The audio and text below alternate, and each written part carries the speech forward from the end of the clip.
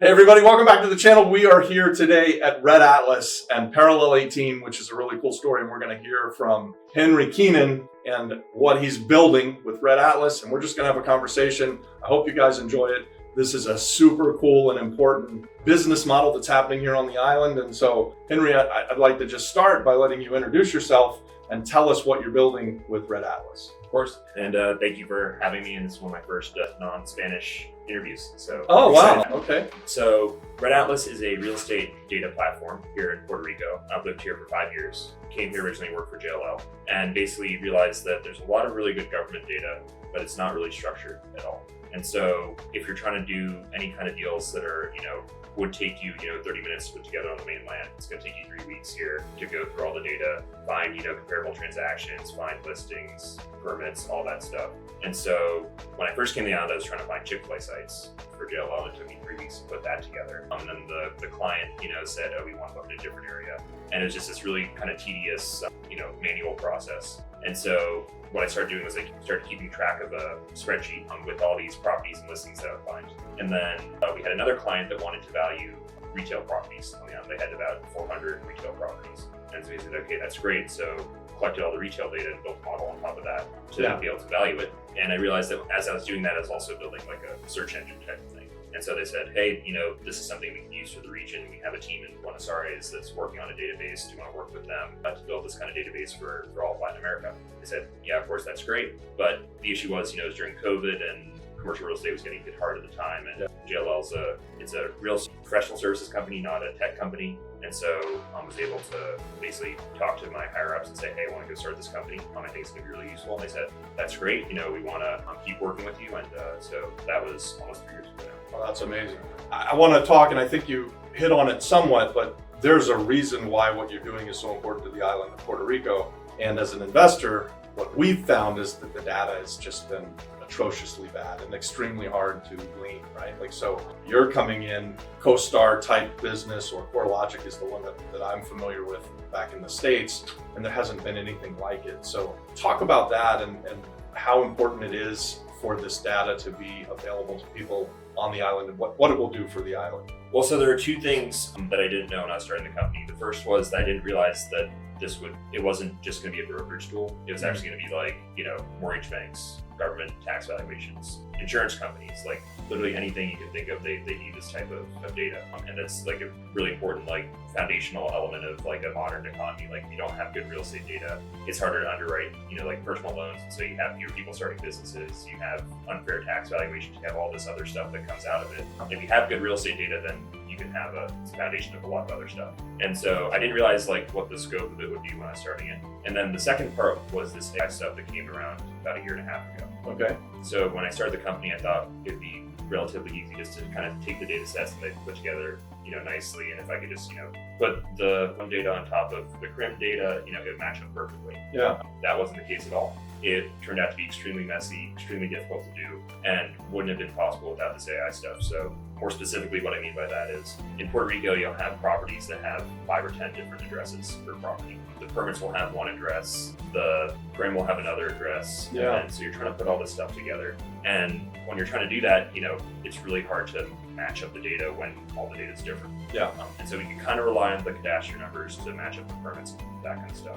But then if we wanted to say, okay, so we have this listing, we'd actually have to go, first we'd have to go basically use these large language models to go read all the different addresses that we have in the database, figure out what the building name is, figure out what the streets are. And we actually use Google Maps to say, it's like, okay, it's near this street, so this address is probably plausible, this one's not. Right. Sorting out the unit numbers from the street numbers. And so basically you have all these puzzle pieces and you're saying, okay, this building's number 31, this building's number 32. And so it says 64 here, so that might be a unit number. And so you can kind of build all these models to like parse all this data out to these different buckets. And then once you've done that, then you can go clean all the listing addresses and match up the parcels with the listings. And so that was an extremely complex process that, had I known this, a couple years ago, I wouldn't have been able to start the company without these large language models coming out when they did. And so that's kind of step one, is like using it to parse the data. Another way you parse the data is you can actually use it to read documents and read listing descriptions. So we built, you can't just use large language models kind of on their own. So we built a fairly complex, and we actually patented it recently, process to go read all this data from deeds, listing descriptions, permit descriptions, all this stuff, and take that data out and put it into our database in a super structured format. I mean, when you were just showing me recently a report on a property that I have under contract, and you pulled it up and a deed popped up, and you had all listings that pop up in the building, and it's all in one spot. And this has been for us the entire time we've been here, and for people that want to come to the island to start businesses. This idea that data's difficult in Puerto Rico is just such a common theme, right? Like, I think for 6 years now, I hear that as like a hindrance to people who want to come and start a business, but they just say it's just too difficult. So I want to stress how important this idea and putting this stuff. And I think what I just saw, you did a little demonstration. That's what I was using back in the States, but on steroids. Like, you've taken it to 10 levels past what we would use with CoStar or mine was CoreLogic. We used CoreLogic for years to run comps and pull up stuff, but it would literally just say, here are the comps and line item amount. You've got pictures, you've got deeds, you've got listings, you've got all of this stuff. That's really valuable information in one spot that makes it so easy for people. It's amazing. Next question I have for you then is, tell me about your team and how you put it together, because you're partnered with locals, and I think that's a very important part of this dynamic, right? Is to come to the island. You come from San Francisco, and then on this channel we like to promote people to come to the island, specifically Puerto Rican people that have left the island for opportunities, to let them know to come back. And so I know that part of your team has that experience, and if you could just talk into that a little bit, and then maybe we'll talk about Parallel 18 after that. So when I was founding the company, I had a CTO who had worked at JLL, and he started an tech outsourcing firm in Buenos Aires, Argentina. And so my tech team was always kind of based down there as a result of that founding point. But I always thought for some reason that I needed, tech talent from Silicon Valley. And so I'd reached out to my friends. I grew up in California, and I went to college there undergrad. And so I had friends that worked at these tech companies. I said, hey, we're doing this thing. And I never had enough money to offer them. Right. Because they all wanted $150,000, $200,000 a year. This is height of COVID when, they were all getting insane offers. Right. And meanwhile, I'm paying the guys in, Buenos Aires $15K a year. And so there's that kind of gulf with them. And so that was the kind of big mistake that I made early, is that you can get talent in places like Puerto Rico, you can get talent in places like Bogota, you can get talent in places like Argentina. And it's a lot cheaper and easier just to learn Spanish and pay people. I tell people all the time, we started this company in Puerto Rico, we raised 1.3 million to date, we've done another $500,600K in grants and revenue. And so if I was to start this company in San Francisco, I would, okay, so all in, you're saying we're basically at 1.7, 1.8 million. Okay. If I was to start this in San Francisco and get to the stage that we are now, I'd be between 10 and 20 million. So you're 10 cents on the dollar. Yeah. By being here, and then by being in other parts of Latin America as well. But here is, as in, this is the best place in the United States to base a company. Yeah. Period. But for what we're trying to do. I believe that wholeheartedly, right? So Puerto Rico's very business friendly, while maybe not easy to deal with the government. They at least have several incentives that they offer to people like yourself that want to start a business here and hire people and create jobs. So that's awesome, right? Dealing with the government and the lack of data and those kind of things, you're starting to solve some of those issues. How far do you plan to take it? Do you just stay in the Caribbean? Do you stay on the island of Puerto Rico? Or I think you're already expanding to other parts of Latin America. So we're expanding to Colombia in 2 or 3 weeks. We're launching our public beta in Bogota, which we're very excited about. We acquired a real estate company in Bogota last year. Okay. And so that's kind of where that came from. And so we're going to be launching in Mexico next year as well. We're looking at Argentina, the UAE. So do these areas have the same kind of data problem that we experience here on the island of Puerto Rico? Everywhere except for the United States and certain parts of Western Europe. Okay. That's a problem. So this is a common problem then throughout the Caribbean, throughout Latin America. Yeah. Really throughout the world. Africa, South Asia.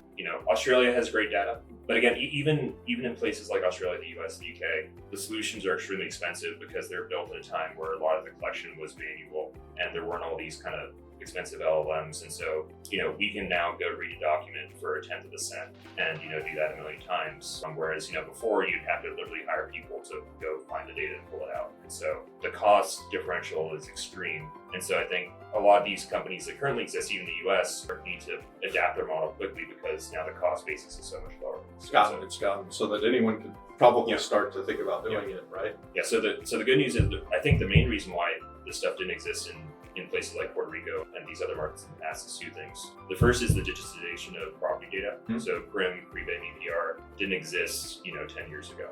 And so that digitization effort laid the groundwork for what we're doing. But then number two is the cost to process all this data and to parse it out was extremely expensive before. And so you'd have to charge, $1,500 a month for Puerto Rico. But now that cost is a tenth or a hundredth of what it was, all of a sudden it's accessible to real estate professionals in Puerto Rico or even everyday people. So you're starting to see this technological leapfrog, right? 10 years ago, and I think even today, we would close a property on the island and it absolutely goes in a box that stays in the attorney's office, and it could take months or years to actually get to the government to record anywhere. And so what you're saying is you've seen this shift already start to take, and that's why the price has come down in being able to glean the information. Is that correct? Yes, so we'll see stuff show up on the government registry same day now, and then I had no we can idea. pull it. That's awesome. Yeah. We still have deeds that haven't been recorded. So like I've got properties that we've owned for a year,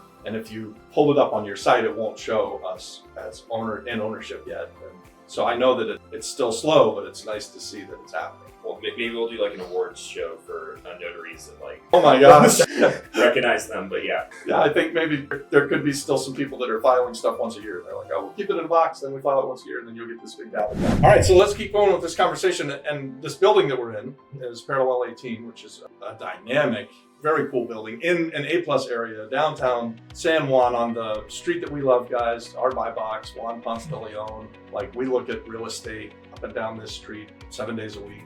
Have seen this building several times, and I knew the story of it a little bit, but I'd like you to explain to the audience how Parallel 18 works and how did you win? Is it like a scholarship or an award, basically, right? To be able to start your business. So if you could talk about that, that'd be great. So Parallel 18 is it's a government-funded startup program, which is funded by the Puerto Rico Science Trust. Okay. And so it's been around for, I think, almost 15 years now.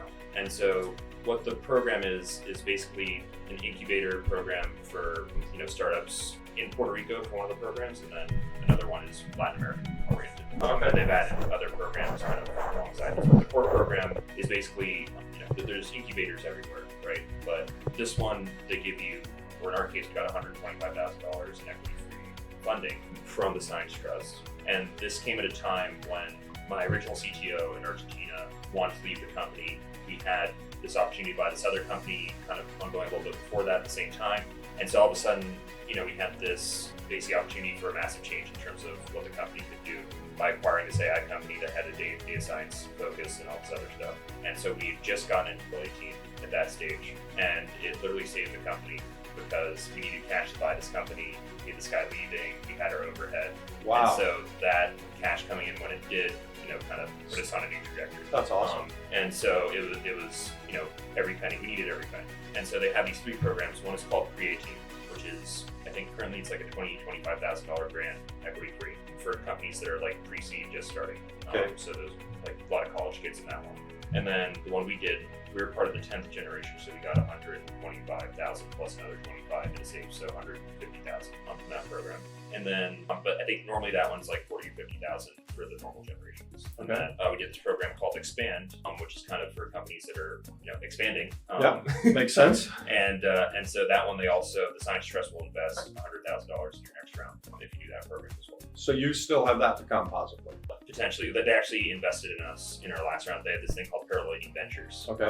And so they invested in our last round as well as an add-on. So it's an incredible program, and I'm from the Bay Area. I've lived in all these other countries. I've never seen anything quite like this, where they'll give you these grants, and then also on top of that, they give you a great space to work in around a lot of other startups, and even things like we had a RFP that we wanted to respond to. They hired a proposal writer for us. So they really do go above and beyond, and again, can't say enough nice things about it. Is it typical that it's a government-backed deal when you have these incubators, or is that generally done through investors? Or it seems like in the U.S., I've never seen that before. You've never seen government-backed. Yeah, in the Middle East, I've seen it a little bit, but the U.S. never.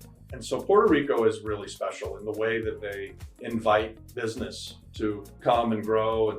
And this is just another example of it. And I've been here for 6 years, and I say all the time, we didn't come for any of the acts or any of the special taxes or anything like that. We just came because we saw opportunity, but then as we've been on the island, we learn about all of these ways that the island is really inviting business and trying to grow the economy and how effective it is. I mean, they really do a very good job of being business friendly and inviting people like yourself to come and build these dynamic businesses. Yeah, and we're not an Act 60, by the way. We will have one when we, as we start to get revenue outside of Puerto Rico, but I think there's an Act 60. Yeah. And, actually, if you're under 27 or 28, you don't pay income tax in Puerto Rico. Little known fact. So if you're a college student, you come to Puerto Rico, you don't pay income tax. Really? Yeah. So that's like that's for everyone. 18 to 28, you come here, you work, you don't pay a tax. That's for everyone. Yeah. And then if you are 28 to 35, you could become a young entrepreneur. Yep. Is that right? It's a different deal. Yep. That's a different thing where you can make a bunch of money without So you paying can kind of taxes. keep going. And so even if you are, and if you're a Puerto Rican, your company can still be an Act 60. Yeah. Even though if you lived here, I think it's between like 2002, 2012, kind of that range, then you can become a version of 60. But beyond that, it's It's sort of a desire of our YouTube channel, this small YouTube channel that we have, is to kind of spotlight these businesses and these opportunities that Puerto Rico has. One of the things that the island doesn't do that great of a job of is letting the island or the population know that these things are available, right? So we hear often that Act 60 is not for us, and we talk about it a lot on the YouTube channel, but this is just another one that, again, that I didn't realize that Puerto Rico really is friendly to businesses and business owners, and it's available to the locals, right? Like, so you're from San Francisco, but you could just easily be from Bayamón. Yep. And if you'd had the idea, you could come here to Parallel 18. Is there an application process or something? Is there some way that you win the grant? Or? Yeah, so there's an application twice a year. There's one for Pre-18, one for Parallel 18. Apply to both of them, do it. Reach out to me if you want to talk about it. I'm happy to talk to anyone. I've been a judge on some of those applications and won a couple of them, so happy to help. Is there an age? This is like for young startups or? No, the people age range is between like 18 and 50. So I think last thing, let's talk about, the business and how you're continuing to raise money and what are your goals, what are your needs? And so fortunately, it's not a very capital intensive business, and a lot of the capital that we have raised has come from Puerto Rico. So in fact, any connections that I had to San Francisco and Sand Hill Road up to this point, you have Sand Hill Road and Condado, there's plenty of money down here. That's not the issue. And so, which I thought would have been an issue. And so that's another thing that I did where when I started the company, I thought I had to go talk to VCs and everything. It's like, no, go talk to people. If you're starting a real estate startup in Puerto Rico, talk to people in real estate in Puerto Rico, for example. And so now we're at the stage where we're starting to expand. And so it's not a very capital intensive business, but we do need to kind of up our data collection in places like Mexico and places like Argentina. We need some go-to-market funding, and then also we're starting this thing called Atlas News, where we're creating a lot of content for real estate, which has been doing really well. We originally tried to do it with just ChatGPT and our data. We got in trouble on some stuff, so we really actually do need a person who understands the market. And you got a pretty good one. Like you. Yeah, we did, very fortunately. Yeah, that was an accident too. And so things happen, where you meet people, and it works out. And so, especially if you're just go hang out at Parallel 18, go meet people, go to be at events in Puerto Rico. If you live in Dorado, get out of Dorado, go meet people. There's a lot to do. What you just said, we hit on a lot too, is like, I've never been a part of an environment before coming to Puerto Rico that was so collaborative. Like, you have Parallel 18 where you can meet people and do deals together and partner with people. There's other groups out there on the island. You get the Uncommon Entrepreneur Group, and there's a RIA group, but Puerto Rico kind of represents this collaborative base of kind of group knowledge and stuff. Lots of money on the island too for investments. It's a really great place to be in business. So I just like to sing the praises of the island as often as I can. So is there a way, do you want to give a contact for anybody who's out there that would want more information and possibly investing with you guys? If you give us a way to reach people or have them reach you, we'll make sure that it gets to some people. Sure. Just Google Red Atlas. We're the first thing that comes up. Red like the color, Atlas like the Greek mythology. And I'm on LinkedIn, mostly Henry Keenan, but also hopefully the first one that comes up. There's an Irish guy named Henry Keenan who looked me up the other day. So really? Not that guy. Okay. And just ping me either of those places.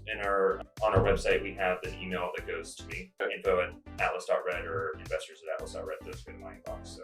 All right. Was Red Atlas anything to do with the old Red Atlas with the mapping of the world? Are you familiar with that? Yeah, the book. We were a little bit worried about that, but fortunately, I have a copy of it on my coffee table. Do you? Okay. But no, we're not a Soviet-backed, spy entity. But yeah. I've been talking to you just for a few minutes. I think you're kind of the opposite of that, right? Like, so yes.